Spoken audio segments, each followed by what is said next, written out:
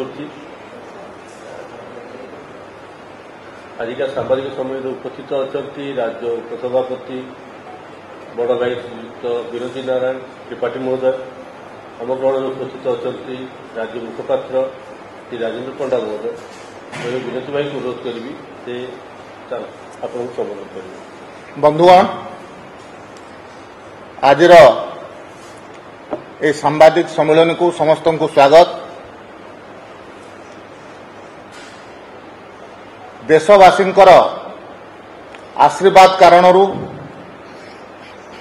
আজি ଭାରତୀୟ ଜନତା ପାର୍ଟି लगातार तृतीय थर ପାଇଁ माननीय यशस्वी प्रधानमंत्री नरेंद्र मोदी नेतृत्व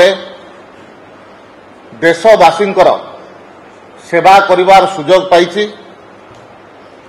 एवं उड़ीसा रे मध्य दीर्घ दिन धरी गोटे शासन व्यवस्थार परिवर्तन घटी एवं ओडिशावासींकर आशीर्वाद कारणरू भारतीय जनता पार्टी ओडिशावासी को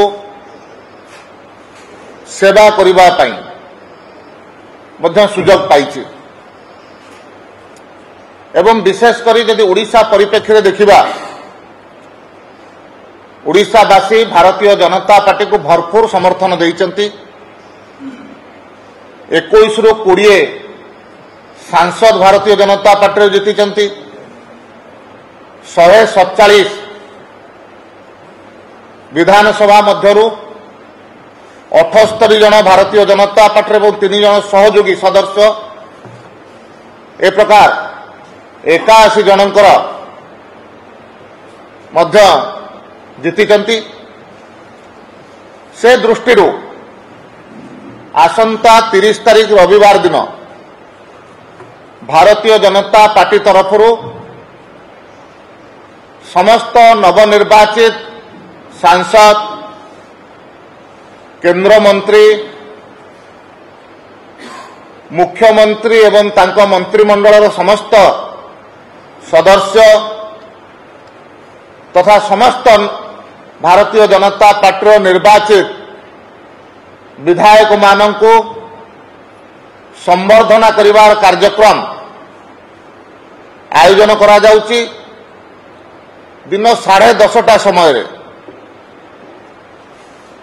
आमर निकट रे थिबा प्रदर्शनी पड़िया रे ताहा आयोजन करा जिवो।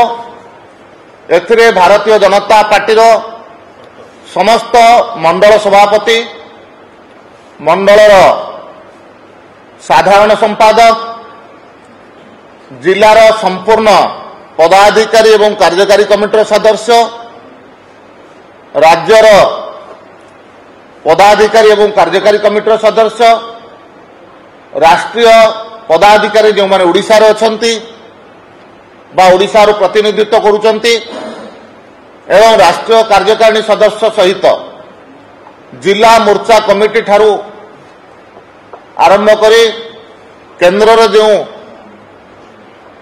मोर्चार दायित्व नहीं ओडिशार कार्यकर्ता माने से जगार एकाठी हेबे एवं समस्त निर्वाचित सदस्य म्युनिसिपालिटी एनएसी चेयरमैन काउंसिलर ठारू आरंभ करी कॉर्पोरेटर सरपंच समिति सभ्य ब्लॉक चेयरमैन को ठारू आरंभ करी जिला परिषदर सदस्य पर्यंत ये समस्त उपस्थित रहिबे। पाखापाखि ये संख्या 10,000 संख्यार भारतीय जनता पार्टी कार्यकर्ता उपस्थित रे ओडिशावासींकर भल पाइबारु ओडिशावासींकर आशीर्वाद निर्वाचित होइथिबा समस्त नव निर्वाचित प्रतिनिधि मानंकु स्वागत एवं संबर्धना पार्टी तरफ दियाजिबो। तो से दृष्टि आपण मानक विशेषकर गणमाध्यम प्रतिनिधि हूँ कि पाखआखर जो जनता माने अच्छा जो भारतीय जनता पार्टी प्रति श्रद्धा रखिंट से समस्त को आम निवेदन करुचु ए कार्यक्रम रे आपण माने जोग दियंतु। प्रदर्शनी पड़िया ए जो सबुठारु बड़ संबर्धना उत्सव हम से आपण मैंने जोग देवे एवं ता सहित